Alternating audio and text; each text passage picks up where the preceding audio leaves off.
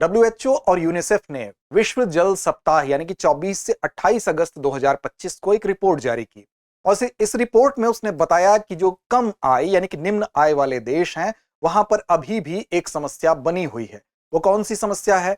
वो समस्या है ओपन डेफिकेशन की, यानी कि खुले में शौच की समस्या, जिसकी दर को वैश्विक औसत से 4 गुना ज्यादा अभी भी बताया गया है। हालांकि 2025 से 2024 के दौरान यह कहा गया है कि 1.2 अरब लोगों को सुरक्षित स्वच्छता की सुविधा मिली है। वैश्विक कवरेज 48% से बढ़कर 58% पर पहुंचा है। कई क्षेत्र ऐसे हैं जैसे कि लैटिन अमेरिका, कैरेबियन, पूर्वी व दक्षिण पूर्वी एशियाई जो देश है वहां पर अभी भी खुले में जो शौच है वो पूरी तरह समाप्त नहीं हो पाया है। तो एक तरफ जहां थोड़ी प्रगति दिखाई दे रही है, वहीं पर जो खुले में शौच से मुक्त न हो पाने की निम्न आय वर्गों की जो कंट्रीज हैं उनमें जो समस्या बनी हुई है, उसकी वजह से एक लक्ष्य प्रभावित हो रहा है। वो लक्ष्य कौन सा है? तो वो लक्ष्य है वाश का लक्ष्य। क्या है वाश? यानी कि वाटर यानी कि स्वच्छ जल, सैनिटाइजेशन यानी कि स्वच्छता, और साथ साथ हाइजीन। इस लक्ष्य को प्राप्त करना है एसडीजी 6 जो गोल है उसके अंतर्गत 2030 तक।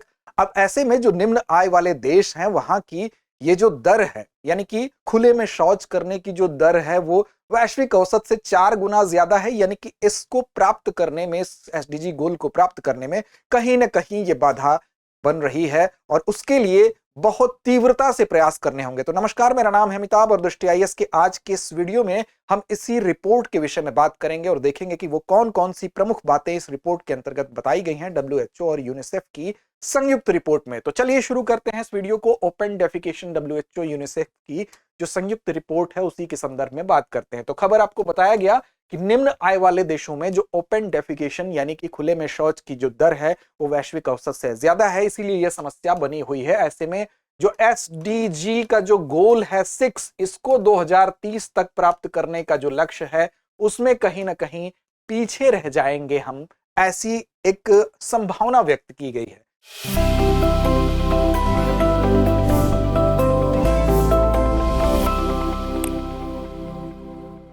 क्यों? अगर पीछे नहीं रहना है तो उसके लिए क्या प्रयास करने होंगे, सभी पक्षों को समझते हैं। तो देखिए यहां पर वैश्विक स्थिति और प्रगति के बारे में सबसे पहले बात कर लेते हैं।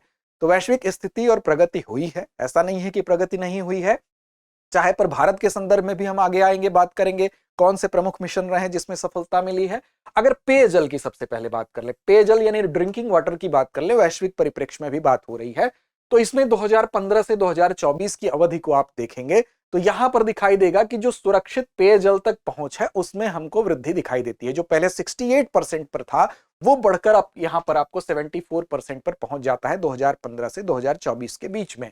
यानी कि पेयजल में, ड्रिंकिंग वाटर में अपेक्षाकृत सुधार दिखाई दिया है। लेकिन यहां पर भी आप देखेंगे जब ग्रामीण और शहरी क्षेत्रों की तुलना करेंगे तो ग्रामीण क्षेत्रों में जब आप आ रहे हैं तो देख रहे हैं 50 से बढ़कर 60% पर हुआ है ये आंकड़ा। ग्रामीण क्षेत्रों में यानी रूरल एरिया में आप देखेंगे यहां पर पेयजल, जो सुरक्षित पेयजल है उसमें 10% की वृद्धि तो दिखाई दे रही है। लेकिन जो शहरी क्षेत्र है वहां पर, अर्बन एरियाज में 83% पर ये स्थिर रहे हैं। इसका मतलब कि ग्रामीण इलाकों में सुधार हुआ है लेकिन शहरी एरिया जो रहे हैं वहां पर स्थिति स्थिर ही प्रतीत हो रही है। सैनिटाइजेशन की बात करेंगे, सैनिटेशन की बात करेंगे, स्वच्छता की बात करेंगे। स्वच्छता की जब बात करेंगे तो यहां 2024 तक हर 3 में से 2 व्यक्ति यानी कि लगभग 60% यहां पर देखेंगे उसको स्वच्छ शौचालय उपलब्ध हुआ है। यानी कि हम कह सकते हैं कि सैनिटेशन की जो कंडीशन है स्वच्छता के दिशा में उसमें भी थोड़ी वृद्धि दिखाई दी है। लेकिन यहां पर भी जब विकसित और विकासशील देशों की अलग अलग तुलना करेंगे तो विकसित देशों में जहां स्थिति बहुत बढ़िया दिखाई दे रही है वहीं विकासशील देशों में यह स्थिति अच्छी दिखाई नहीं दे रही है। विकसित देशों में आप देखेंगे यूनिवर्सल कवरेज 100% जहां पर है, वहीं पर विकासशील देशों में असमानता की स्थिति दिखाई देती है। तो ऐसी दिशा में यहां पर एक हम कह सकते हैं कि असमानता दिखाई दे रही है, आर्थिक असमानता के कारण। अब देखिए ओपन डेफिकेशन की स्थिति की जब बात करेंगे, जिसकी चर्चा हो रही है अभी, तो यहां पर जो लैटिन अमेरिका, कैरेबियन, ईस्ट या साउथ ईस्ट एशिया में है, बहुत से ऐसे देश हैं जहां पर पूरी तरह से इनको शौच मुक्त घोषित कर दिया गया है। लेकिन इनमें भी, इन क्षेत्रों में भी जो कम आय वाले देश हैं, मुख्य तौर पर वहां समस्या अभी भी बनी हुई है। सबसे ज्यादा जो चुनौतियां हैं वो वहीं पर है। नॉर्थ अफ्रीका और वेस्ट एशिया की बात कर लें तो लगभग यहां पर समाप्त हो गई है स्थिति। यानी कि ये वो देश हैं जहां पर की ओपन डेफिकेशन की स्थिति लगभग समाप्त है। लो इनकम कंट्रीज में लेकिन सबसे बड़ी समस्या के तौर पर इसको देखा जा रहा है, जैसे केन्या, नाइजीरिया, अफ्रीका के ऐसे कुछ देश हैं जहां पर लाखों लोग अब भी सुरक्षित शौचालयों तक उनकी पहुंच सुनिश्चित नहीं हो पाई है।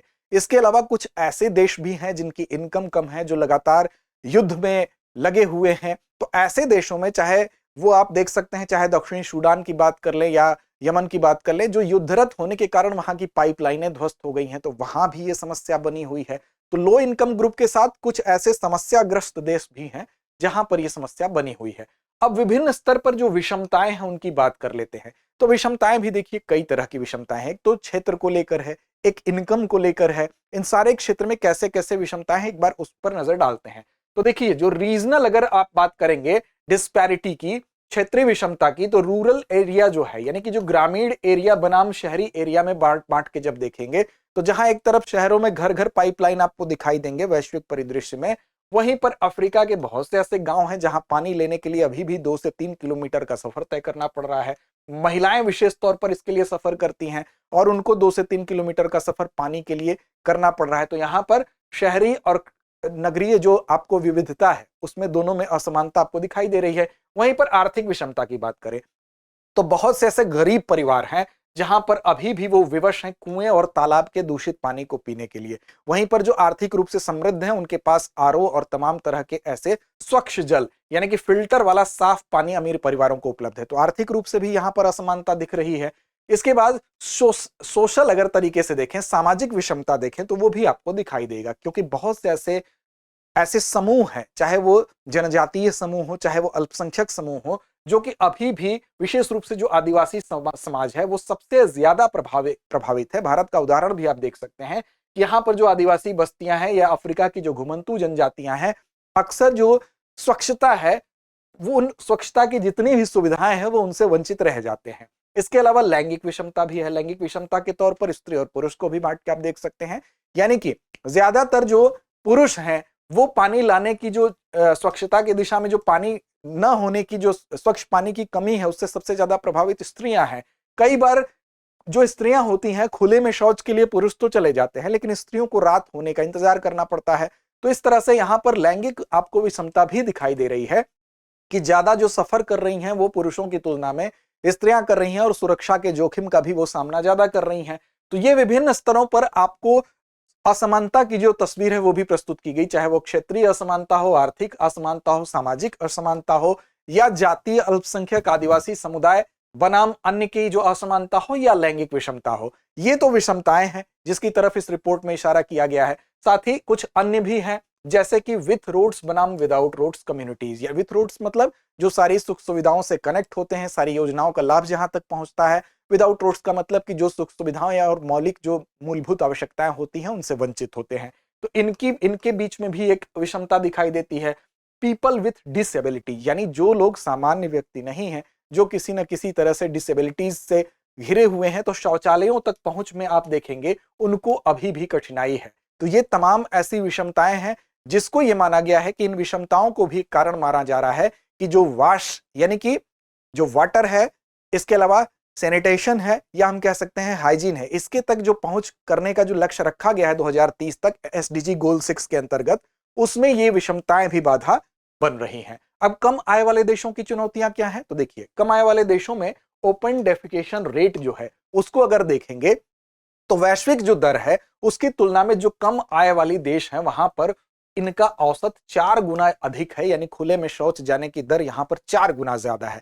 अब ऐसे में इस दर को घटाना सबसे बड़ी एक चुनौती है। सेफ वाटर एक्सेस भी कम आय वाले देशों में बहुत ज्यादा कम है, साफ जल तक इनकी पहुंच कम है। अब गोल जो 2030 तक डिसाइड किया गया है यूनिवर्सल वाश सर्विस पाने के लिए, यानी कि उसके लिए क्या करना होगा, तो जो वाटर एक्सेस है यानी पानी तक जो पहुंच है उसमें कितना मौजूदा स्थिति से कितनी वृद्धि करनी होगी, तो मौजूदा स्थिति से उसमें लगभग 7 गुना वृद्धि करनी पड़ेगी, तब जाके हम इस 2030 के गोल को, एसडीजी 6 का जो गोल निर्धारित है उसको प्राप्त कर पाएंगे। सैनिटेशन और हाइजीन की अगर बात करें तो 18 गुना तेज इसको करना पड़ेगा, तब जाके इसमें वो प्रगति, उस लक्ष्य तक हम पहुंच पाएंगे जो 2030 तक अचीव करना है एसडीजी 6 के अंतर्गत। इसी तरह से एक और चीज है, यानी डाटा गैप्स। डाटा गैप्स का मतलब ये हुआ कि जो डाटा का कलेक्शन किया जाता है उसमें जो इस प्रकार के वंचित समुदाय हैं, छोटे समुदाय हैं, यानी कि जो माइनॉरिटीज या ट्राइबल्स हैं, उनके आंकड़े राष्ट्रीय रिपोर्ट में कहीं ना कहीं मिसिंग होते हैं। विशेष तौर पर जो सर्वे किया जाता है, जो रिपोर्ट में जिन डाटा को कलेक्ट किया जाता है, उसमें ये माइनॉरिटीज या ट्राइबल या घुमंतू जो जनजातियां होती हैं, उन पर विशेष फोकस किए जाने की जरूरत है। उनका अगर डाटा इसमें सम्मिलित ही नहीं होगा तो उनकी एक्चुअल पोजीशन क्या है, उनकी वास्तविक स्थिति क्या है, इससे वाकिफ होना थोड़ा मुश्किल होगा। और ऐसी दशा में जब तक इनकी समस्या उस रिपोर्ट में नहीं आएगी तो उस पर योजनाओं में उसको स्थान कैसे मिलेगा, और जब योजनाओं में स्थान नहीं मिलेगा तो इनकी स्थिति जस की तस रहेगी। ऐसे में जो एसडीजी गोल 6 है उसको पाना कैसे संभव होगा। तो डाटा को इसमें शामिल किया जाए, यह भी एक दृष्टिकोण हो सकता है। अब इसमें डब्ल्यूएचओ ने यह कहा है, आगे की राह के अंतर्गत डब्ल्यूएचओ की इस लाइन को अगर देखा जाए तो सबसे बेहतर विकल्प हो सकता है। डब्ल्यूएचओ ने कहा है कि चाहे स्वच्छ जल अर्थात वाटर हो, सैनिटेशन या स्वच्छता हो, या हाइजीन या आरोग्य कह सकते हैं, इसको ह्यूमन राइट माना जाए, यानी कि ये मानवाधिकार है, ये विशेषाधिकार नहीं है। यानी कि हर मनुष्य को इसका अधिकार है कि वो स्वच्छ जल तक उसकी पहुंच सुनिश्चित हो, उसकी पहुंच स्वच्छता तक सुनिश्चित हो, और उसकी पहुंच आरोग्यता तक सुनिश्चित हो।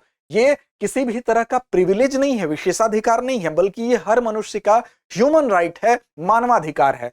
मतलब कि ये सुविधाएं हर व्यक्ति को मिलनी चाहिए, चाहे वो गरीब हो, अमीर हो, चाहे वो स्त्री हो, पुरुष हो, चाहे उसकी आर्थिक स्थिति अच्छी हो, खराब हो, या जनजातीय समुदाय में रहने वाला हो, या सामान्य शहरी परिवेश में रहने वाला हो। हर तरह की विषमताओं को लांघते हुए इसको एक ह्यूमन राइट के तौर पर देखना चाहिए। और जो हाशिए पर रहने वाले समुदाय हैं, जो मार्जिनलाइज्ड कम्युनिटीज हैं, उस पर विशेष फोकस किए जाने की जरूरत है। क्योंकि ऐसे जो उपेक्षित समुदाय हैं, जिनको अभी तक जिनका डेटा इसमें नहीं आ पाता है, तो इसका मतलब विशेष उनको टारगेट करके एक सर्वे कराया जाए कि उनके लिए योजनाएं बनाई जा सके, उनके ऊपर विशेष तौर पर ध्यान दिया जा सके, जिससे कि अल्टरनेटिव डाटा कलेक्शन की हमको एक सुविधा यहां पर करनी चाहिए, जिससे कि अल्पसंख्यक और छोटे समुदाय के डाटा भी इसमें सम्मिलित हो सके। लैंगिक संवेदनशील नीतियां बने, यानी कि विशेष तौर पर अगर महिलाएं इसका सामना कर रही हैं, इस तरह की कठिनाइयों का सामना कर रही हैं, तो उनको ध्यान में रखते हुए, उनके प्रति एक संवेदनशील दृष्टिकोण अपनाते हुए, महिलाओं और लड़कियों के बोझ को कम करते हुए इस तरह की पॉलिसीज को इंप्लीमेंट करना चाहिए। इसके अलावा जैसे मासिक धर्म के स्वास्थ्य को लेकर विशेष जागरूकता और अभियान की जरूरत है। हालांकि अगर आप देखेंगे भारत में ओडीएफ प्लस की स्थिति देखेंगे, बहुत संतोषजनक है। भारत में जल जीवन मिशन के तहत बहुत अच्छा प्रयास किया गया। ओडीएफ की बात करेंगे तो 27 दिसंबर 2024 तक का अगर आंकड़ा आप देखेंगे तो लगभग 95% तक आप देखेंगे, उससे अधिक गांवों को ओडीएफ जो स्वच्छ भारत मिशन ग्रामीण है उसके तहत जो है ओडीएफ प्लस घोषित किया जा चुका है। लगभग 69% से अधिक गांवों को ओडीएफ प्लस मॉडल का दर्जा भी मिल गया है। और दिसंबर 2022 में अगर आप देखेंगे ओडीएफ प्लस गांवों में, आप देखेंगे कुल अगर तुलना करेंगे शुरुआत से, तो ओडीएफ प्लस गांव में 460% की वृद्धि हुई है। भारत के लिहाज से अब बात यहां पर हो रही है। इसी तरह से दिसंबर 2022 में जहां 1 लाख इनकी संख्या थी, वो दिसंबर 2024 तक बढ़ के आप देखेंगे तो 5.61 लाख से अधिक हो गई थी। तो जो स्वच्छ भारत मिशन ग्रामीण है, भारत के लिहाज से आप कहेंगे एक बहुत ही सफल कदम इस दिशा में माना जा रहा है। हालांकि इसकी शुरुआत 2014 में हो गई थी और इसका लक्ष्य ही था कि भारत को खुले में शौच से मुक्त किया जाए। विशेष तौर पर ग्रामीण परिप्रेक्ष्य में इस पर ध्यान दिया गया था। और 2019 तक अगर आप बात करें तो इस मिशन में 100 मिलियन से अधिक घरेलू शौचालयों का निर्माण भी किया गया।